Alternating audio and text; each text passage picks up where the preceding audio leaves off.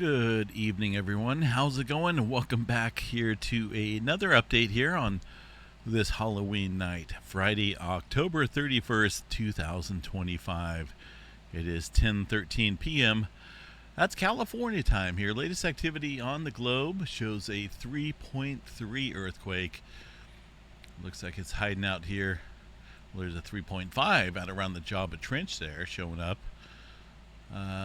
Little bit of movement happening out there across the Java Trench here in the last couple of days for sure. Notice the larger movement south here of Australia along the southeast Indian Ridge. That's the largest quake here in a number of years. So we got some movement going on for sure out here across the southern end of the globe. Kind of have to turn the world upside down to see what's going on. I do expect some adjustment though across this area. South, this would be the southern Pacific Ocean. Normally when things adjust out here across the plate boundary in this area, right, which we don't see a lot of activity, it normally will stir up down here across this region, which would put the New Zealand area in the line of fire as far as any elevated activity goes. A number of earthquakes there across the New Zealand area stirring up this evening as well. We're going to go up to the we'll go up here to the GeoNet servers and see what's going on there to the friends down across New Zealand region. 4.8 coming in 4 hours ago.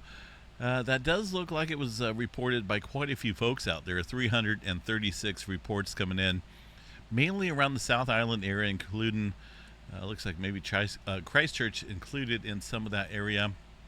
Previous to that 3.0 earthquake, North Island region. Things have been, they've been moving down here, getting some periodic earthquake activity. A number of earthquakes across the plate boundary, but we do have to be on guard for some larger movement across the Alpine Fault, the Hikurangi subduction zone. Areas that have built up a lot of strain out here can be triggered when we're looking at this elevated activity out here. This is just one area around the globe that has the potential for some larger scale movement. That's not fear-mongering. That's just cold, hard facts, and we do have to be prepared for some larger movement out here. So watch the New Zealand region. It is moving, but it can move much larger than what's going on right now. Pretty quiet across the Vanuatu area westward here, up to about Papua New Guinea region. A lot of activity stirring up into the Tonga Trench. Some deeper activity here, but skipping over this region, hitting the areas around the Philippines and the Indonesia Islands region. Watch this area closely though, because when stress accumulates out here, we should see this elevated, or we should see some movement out here across this area. When it's absent, then that means it's kicking up over here, but just do not disregard this area. It could be coming here tonight. Decent amount of earthquake activity there around the Philippines area. Let's go ahead and see what's going on here from the USGS map. Does look like we got a swarm of activity, and this is just what the USGS is showing here around the Philippines region. The southern end of the Philippine Trench.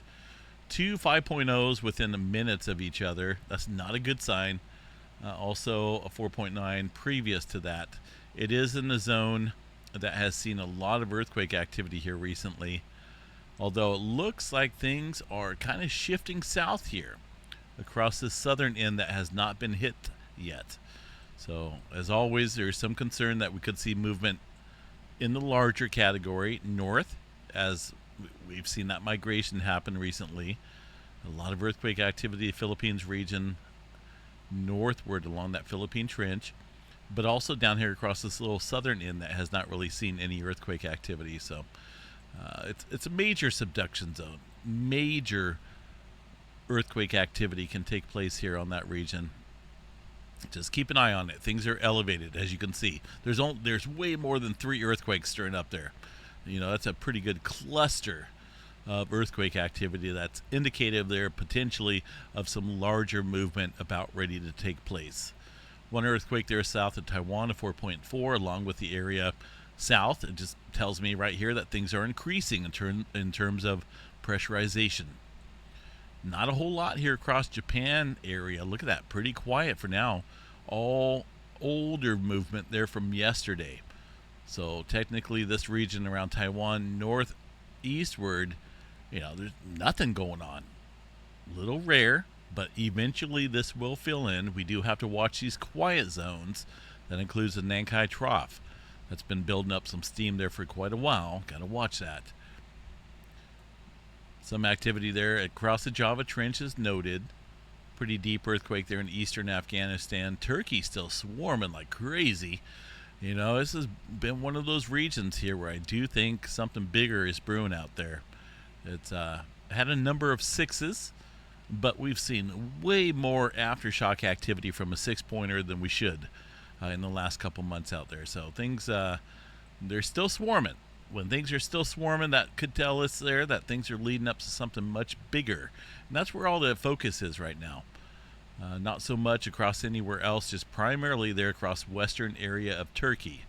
Watch that region closely. Some movement going on there across the South Sandwich Trench. Look at that filling in down here. Let me show you guys real quick here. It's crazy. This is a perfect prime example of how plate tectonics work. We started off here with some southern in activity there from early this morning. Since then, areas north have filled in, 5.0 and a 5.2. This primarily is an easy region to watch when it comes to earthquake prediction. You know, I don't use that word too often, but for the most part, when you see activity down here across the southern end, you can almost rest assured that things are going to happen across the northern end. And that's exactly what's taken place here in the last week and the last 30 days. It's a horseshoe kind of subduction zone area. More so up in the north and the south, but when things stir up out here in the southern end, you can bet that it will stir up across the northern end. And that's exactly what's happened out here in the last week and last 30 days. Whether there's some larger movement occurring out here, I don't think so. Because back in 2021 here, we had an 8.1 earthquake here across the South Sandwich Trench, roughly within this area. So I don't think we're going to see anything bigger. But that's a lot of earthquake activity stirring up here. And, you know, again, I'll stick with my word there. I don't think we'll see anything bigger just because of the amount of time that has passed since the last big earthquake out there. It's only been 4 years. So I'd be surprised if anything stirs up out there. Let's see what else we got here. Let's go ahead and check here across the West Coast, see if anything's stirring up out here across California. Latest activity here, 2.5 and above, shows one earthquake there south of the border. 3.2. Aside from that, generally small microquake activity. Slight increase in earthquake movement out here across Southern California around the San Andreas Fault. Nothing big. Some movement here across the Garlock Fault shear zone as well. Bay Area pretty quiet. There's some movement here off the creeping section, but not too concerned with that. But we do have to watch the Parkfield section. That's it's coming up. And I say that because it has regular intervals of large earthquakes, 6.0 and above, every 20 to 22 years or so. And the last one, here we go. That's the kicker, 2004. So we're looking at 21 years now. Southern end of the Cascadia subduction zone, nothing big, but we do have this one interesting earthquake up in Ashland, Oregon, 2.1. Let's go ahead and check out the Cascadia slow slip events here real quick. 340 epicenters of slow slip events there across mainly the southern coast of Oregon, a little bit up north as well. What's going on with this takes place? Well, it's not the releasing of pressure. This is the building of pressure along a major subduction zone known as the Cascadia subduction zone. These tremors are counts that are being recorded as the Juan de Fuca plate here slowly subducts underneath the North American plate. So these are tremors being reported, slow slip events. And what goes on there, what's happening during this period is that plate there offshore is being further subducted underneath the region. You can see it more so on the oceanic crust map. For example, we use this one. Look at that fold and thrust belt. This Juan de Fuca plate is a whole, and there's technically 3 separate plates, but we'll use that as a reference.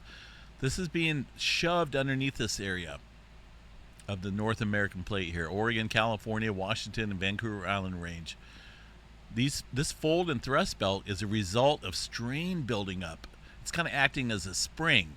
So when the slow slip events occur out here underneath this region, that's further building the stress and strain out there across the Cascadia subduction zone. Don't believe me? Well, you know, that's your own preference, but let's go ahead and take a look here what's going on north of Gold Beach, Oregon. Beautiful coastline. One would think it's perfectly flat, and it is, you know, except for the coast range there, building up mountains. But why are those mountains building? Look at this inflation going on. It's not a volcano. This is inflation going on since 1700. Imagine how many feet have built up since 1700, since the last rebound of the Cascadia, right? Because it's kind of acting as a spring. Once you get some earthquake activity, once a big one happens, that kind of rebounds and that land will drop. And that's the unfortunate event, because we're looking at, not only a tsunami coming in once a big earthquake happens, but also the land droppage will increase the potential of water moving inland. But that's just the Gold Beach area. If you look anywhere out there across the Cascadia subduction zone, it does not take a rocket scientist to understand what's going on out there. Look at Brookings, Oregon, southern coast here of Oregon. I mean, this has been uplifting since 1700. I'll let you do the math. Okay, so we're looking at least 60 mm since 2008. Go back to 1700 and figure that amount out. We're looking at feet of accumulated strain out there along the Cascadia. And this is all scientific data, folks. This is something that's valuable and worth noting for, because Cascadia has been building up some steam out here, and it will, I can guarantee you $1,000, it will produce a big earthquake. The question is when, right? We already know that they produce big earthquakes. It's not a question of if it can, it's a question of when. So if you want to make a bet for $1,000, yeah, I guarantee you this thing will pop sooner than later. Yellowstone National Park, some earthquake activity out there today. Very small microquake activity, but this is just a part of an ongoing swarm of an unknown amount of numbers out here. Now remember, when I cover this area of Yellowstone, we look at Yellowstone, the seismograph stations, day in and day out. But when things are offline, when things are under amplitude, when there's data that's 7 or 8 days old, one can only accept what is being reported out here. If we accept that number of 49 earthquakes in the last 7 days, historically speaking, when I look at the data, this has been about a quarter of what is actually taking place out there. So we're probably well above 150, 200 earthquakes or so in a swarm of earthquake activity out here in the last week. Let's go ahead and take a look, see if anything's been updated. It's probably not. There we go. Look at that. The 24th. This is from literally 7 days ago. If you want accurate data, yeah, we can get some current data, but tell me right now if this is current, right? But look at the seismograph stations. It's about as thin as a piece of string, and you can't see anything that's going on out there in terms of earthquake activity. That does absolutely nothing from a geological perspective and a seismology type of view. I don't know why it's that slim. It's like they don't want you to see anything that's going on out there. Why even have this up? Why even have this data up? Hello, come on. I mean, this is some of the rinky-dink, one of the most rinky-dink seismograph stations I've ever seen across Yellowstone National Park here recently. If these are earthquakes, we're in trouble. That's a lot of earthquake activity out there. But I don't even know, because these are so slimmed down in terms of the amplitudes.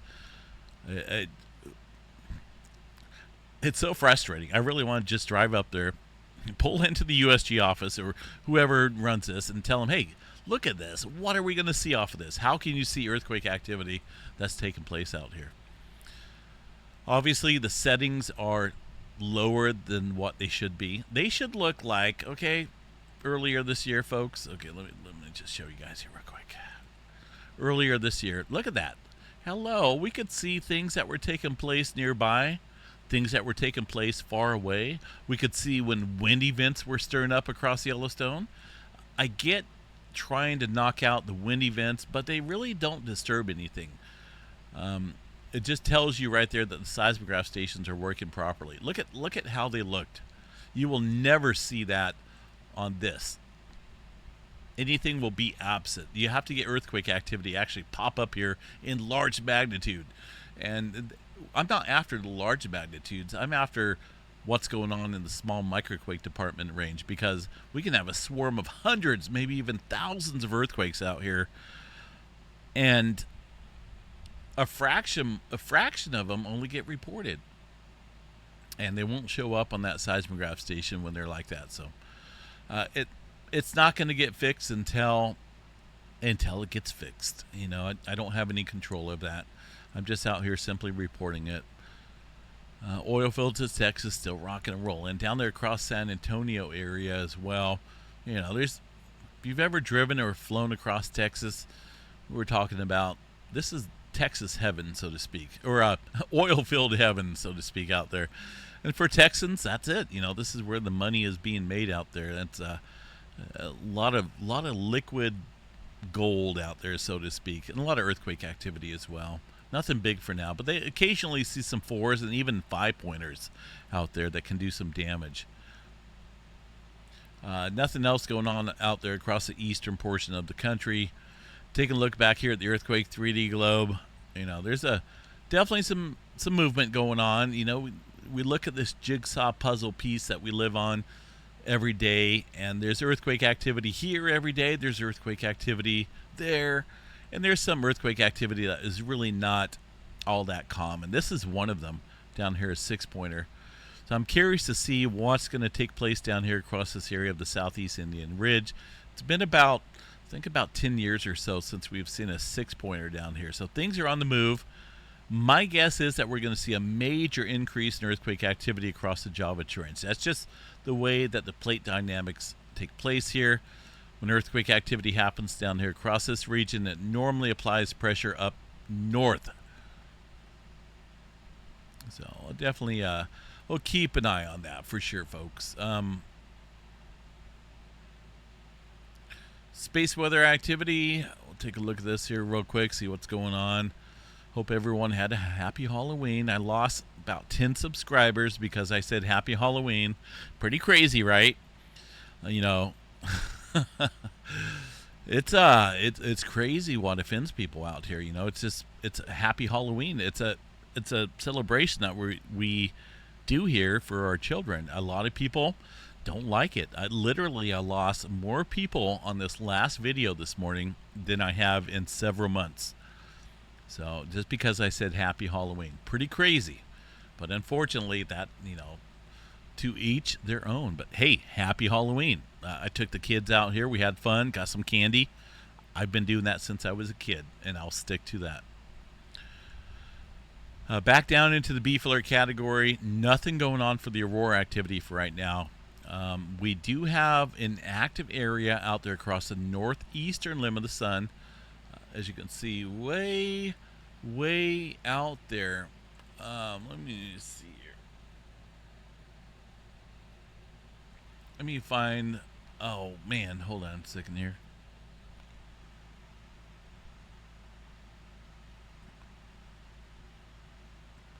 Well, okay, well, I don't know what happened to it. Oh, it's Stanford, not Sanford. Stanford. There we go. If I only had a brain. That's a good movie, Wizard of Oz. I love it. I remember that movie when I was a kid. Here's the latest magnetogram image of the sun from the Stanford, not S-A-N, Stanford Educational Department. This is fairly recent. We'll see how recent it is. It looks like it's a high quality image. Why it's taking a little time to load. That's super recent. That's really current up to this date. Look at the UTC time already in November 1st, 0500. So this is what we got. Look at the active region out here that is flaring with some C-flare activity. It's one of the former sunspots that was out here weeks ago. And in fact, if you were to look at a series of events over the last month or last year, this is the same sunspot that's gone around and round and round and round like a merry-go-round. Not even joking. That's the exact same one. But it looks like it is active. There's some bright features out there along the sun. Once this turns into view, then things will get elevated. Already looks like solar ham has jumped on it. 15% chance there for M flare, 75% chance for C flare. So it hasn't faced the Earth yet, but once it comes into view, then I will adjust mine accordingly. Coronal hole activity number 94, pretty deep out here. That will be turning into a more Earth-directed view. Center disk. Every time we see that point the Earth, we get elevated earthquake activity. And I'm not talking about 3s and 4s. We're talking about 6.0 and above. That just seems to be the common source out here of some large earthquake activity. Well, whether it's a coincidence or not, I'm just pointing the information out here. Watch 94 as that turns into view. These have magnetic lines that shoot out straight into space, unlike the sunspots that loop back in on themselves. Beautiful moon out there, 79% illumination. Perfect time to get a shot of the moon if you have a zoom cam. And that's probably what it will look like here for sure. If you can zoom in. I normally use a Nikon P900. I can zoom into these craters quite nicely. It is, like I said, a perfect time. You get the shadow here along the craters. Excellent. All right, so yeah, look at the low pressure along with the former tropical storm or hurricane Melissa out there. It's heading up to Iceland, close to Iceland. We have a system coming in here to the Pacific Northwest and Northern California. Thank you so much. Please don't change. I got my fingers crossed. I got my toes crossed. I got my eyes crossed. I need rain out here. This is November. We need rain in Northern California. This is our time. And the last one was kind of a bummer. It kind of fizzled out here, but the models are trending wetter and wetter for Northern California. Maybe about the Bay Area northward, we look pretty decent. The ECMWF model, let's see what these guys are showing as well. This is looking promising. Some pretty substantial heavy rainfall amounts there across Northern California, maybe even a little bit further south. I like that. Please let it happen. Because technically it's our wet time. We don't have clear skies and cold temperatures out here. This is when we get our rain. This is when things turn green for us out here across California. So it does look, wow, look at that. A little bit later on into November, a cutoff low bringing substantial rain to Southern California as well. That's something you normally see in the El Nino year, but it's La Nina, which normally means cutoff line is San Francisco to Reno northward, while Southern California is high and dry. But hopefully things play out where we can get some moisture across the West Coast. You know, Seattle, Washington, come on. You guys always got rainfall. Do you always have to have 40 inches of rain all year? Probably not. Okay, take a little break. Bring the storm system down here in Northern California. I don't think it's going to hurt.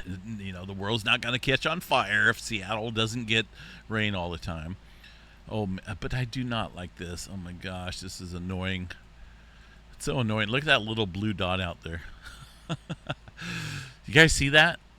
Right there in the middle of the heavy rain. That's about as bad as it can get. That's a rain shadow. I hope that doesn't happen, but that's my worst fear. Anything out here, right? If you look at anywhere on the states, you don't see anything like that aside from here in the Sacramento Valley. There's no other place out here in the states that have that type of rain shadow. And it's annoying because I live out here. And I'm not a fair weather guy, okay? Sunshine and 80 degrees all the time? No, thank you.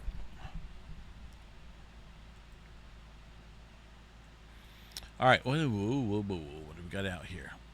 That's another 4-pointer out in western Turkey. Is that that came in at 9:58? So yeah, that's been accounted for. But man, a lot of stuff going on here, folks. You know, we got so much movement, and when you look at the planet here, everything's moving. You know, all over the place except for major plate boundaries along the west coast. And we can't really say that earthquake activity there across off the coast of Oregon recently accounts for anything, because it really doesn't. It's a strike slip boundary which further strains area down south here along the Cascadia. No major earthquake activity out here across the west coast along the plate boundaries, while everything else is moving. You know, and it's been like this for a long time, folks. This is going to come to pass, where you're going to be listening to me. You're going to be listening to me that there's going to be a big earthquake out here. That there has been a big earthquake. It's coming. The question is, you have to be prepared. Do not be complacent, folks. I remember a couple videos back here I mentioned a member said, I think they were up there in Oregon or maybe even Southern California somewhere, where, you know, we're entitled to our own opinions, right? I get that. We are. We're entitled to how we release our energy and accumulate energy from the earth. But complacency, man, that will squash all that in a second. This individual stated that their city, their land, feels stable, that they don't feel a big earthquake is coming to the region. And that's a good positive thought. If you can keep that positive thought, that's great. But at the same time, you know, there's been a lot of strain and stress built up out here, many years. And complacency is key. That's like saying, you know, I don't know how to compare it to. I really don't, because we're not promised tomorrow, right? It's like saying, yep, you know, for sure, I'm going to be alive tomorrow and I'm going to be feeling good. That's a great thought in your head, but is that really guaranteed? Because, you know, not to be a downer, but we're dying all the time out here. Any of us could die tomorrow. We could, you know, there's bad stuff that happens, or we could just die in our sleep, which hopefully is the way I'll go. But positive thoughts are not going to keep away earthquakes. What is going to make you not a statistic is being prepared, because we know that it is coming. A big one is coming out here. Whether I'm starting to look into the sequence here, that maybe this is going to be a double event, or maybe even a triple event. The Cascadia, the San Andreas Fault, the Parkfield section, and the southern end of the San Andreas Fault. Worst case scenario. Hey, we have to be prepared. That's not fear mongering. That is just simply the facts, ma'am, or sir, or whatever, you know.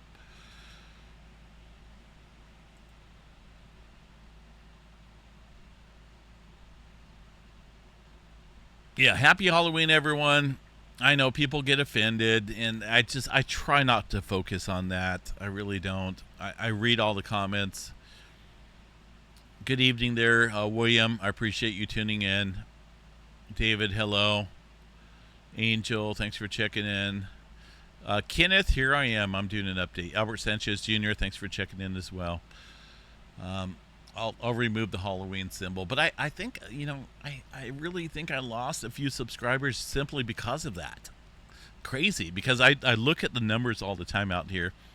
Whenever I say Happy Halloween or put something Halloweenish up, it's like the subscriber counts drop. Literally. It's crazy. Why? It was all good and fun. We went out with the kids. We had some fun. We got candy. What's the big deal? I included it on my video. Maybe some people don't want it. Maybe I'll have to remove it from future videos. But I didn't see anything wrong with it. I don't know. Let me know. Do you guys see anything wrong with the Halloween reference here? You know, I included. What did I do here? This was my last thumbnail title here. I included Happy Halloween, some trees, a tree with some pumpkins and a kind of like a zombie claw hanging off of it. And I lost like 10 or 15 subscribers because of this. Crazy. Crazy. Absolutely crazy. But hey, it is what it is. Have a good night. We'll see you guys out here for the Saturday morning update. November 1st, coming up tomorrow. Have a good evening, folks. Thank you for watching. Please subscribe if you're not already. And we'll see you guys out here in the morning.